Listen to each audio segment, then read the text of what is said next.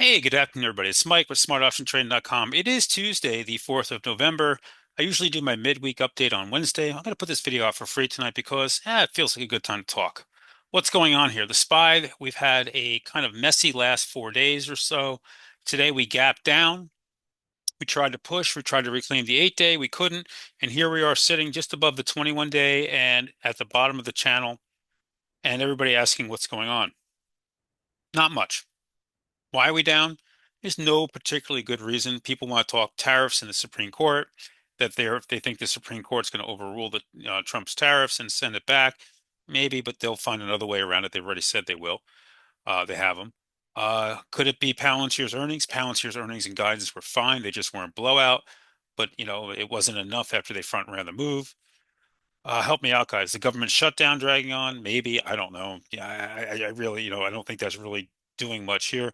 Or maybe it's just that, we're just in a little bit of the doldrums here. Yes, right. This morning you had the Goldman Sachs and Morgan Stanley saying, expect a correction soon. And by soon they said within the next 2 years. I'm like, well, that's helpful. Can you give us any closer? I mean, yeah, 2 years. Hey, you should expect that you're going to be sick in the next 2 years. Great. That helps me so much. Um, Bottom line is market pulling back. We're on the 21 day here on the SPY. We're under the 8 day. It's a time to be a little bit more careful here, but nothing much going on. The Qs remain somewhat stronger. Okay, holding in above the 21 day. The IWM was the first to bounce today, tried to lead just under the 50 day. The banks have been strong today. If you look at the banks up like this, not going far when the banks are strong, guys. We always talk about that. Goldman Sachs tried to break out, couldn't, but held in. JP Morgan, same thing. Bank of America pushed up to a new many-year high. Wells Fargo, as Chris pointed out in the room today, new all-time high. Citigroup up. Banks are strong. Bonds, nope, they're not going there. Gold, nope, they're not going there. The VIX, it's barely up at this point, not doing much. Bitcoin, this has been one of the things that's been weak since we put the all-time high in back in October. New lows broke down today, under 100K, looking weak. All right, we'll see. Long term, it's probably fine here. Some problems.